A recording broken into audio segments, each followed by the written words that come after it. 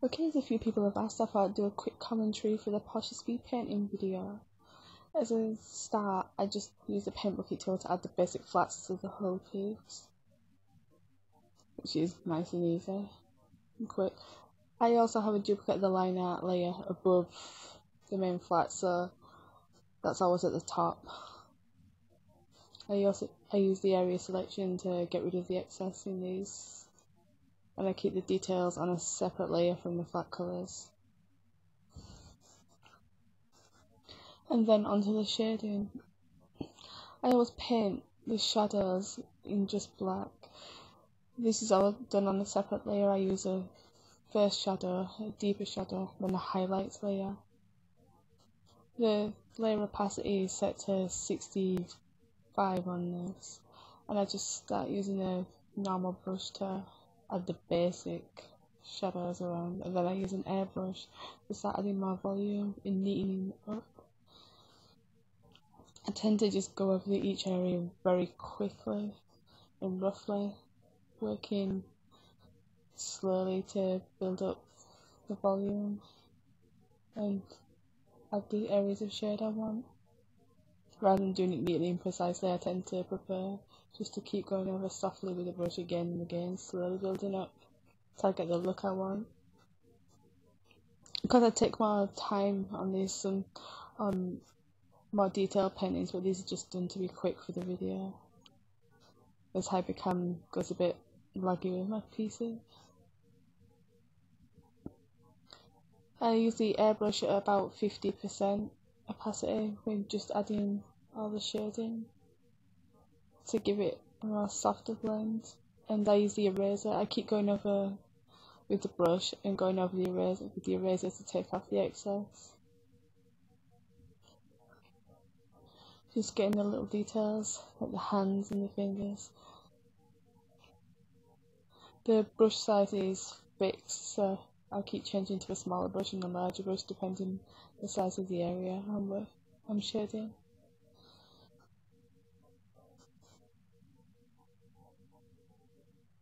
You can see I've basically just got most of the first shadow layer done now. Next I move on to the deep shadow layer, which will be any overlaps where it's really going to be dark. Ones where like the hair, fringe over the head, under the chin, any edges on the seams. This is a separate layer, is set at about 85% opacity. I just add the little details. There's not really too much details on this, but it just adds a little bit more definition and darkness to them areas. I'm just catching the little odd details here and there.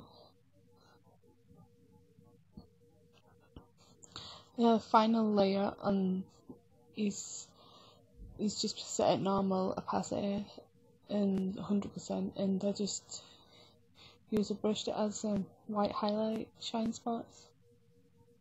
I'll also use the airbrush to just add some soft lighting.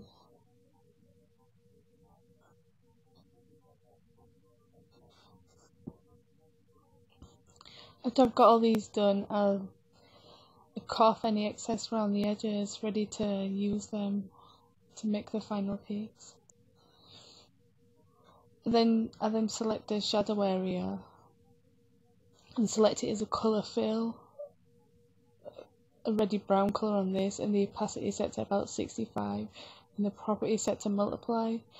I also duplicate that for the dark shadow layer, and on this I use an exposure on the highlights to add the shine.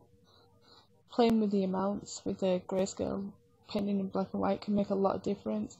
You'll see on the final image I actually made the final shadow layer quite a little bit lighter than what it is on this. And you can see I've got the basic colour, so I just add a final finish to the image. I just add some white edging highlighting. This is usually just a quick little part just to make the image pop.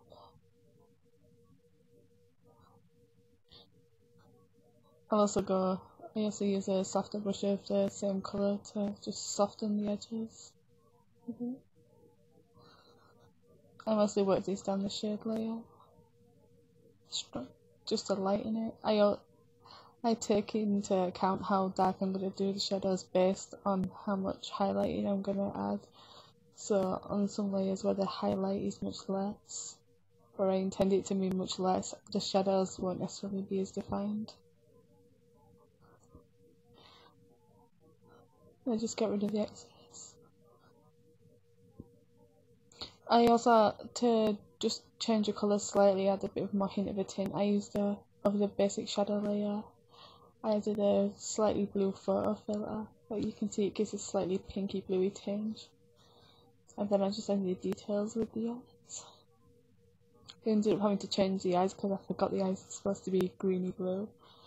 I selected the whole picture and adjusted the exposure and the lightness a little bit because it was looking a little bit too dark, considering it's supposed to be a beach scene and out in the daytime. Then I'm just adding the background piece to it, just setting it against it, and it's pretty much finished at that and completed. I actually forgot to add the shadow under at this point, but I added that for the final image and slightly changed the eye colour to greener. So that's pretty much the basics of how I do these speed paintings.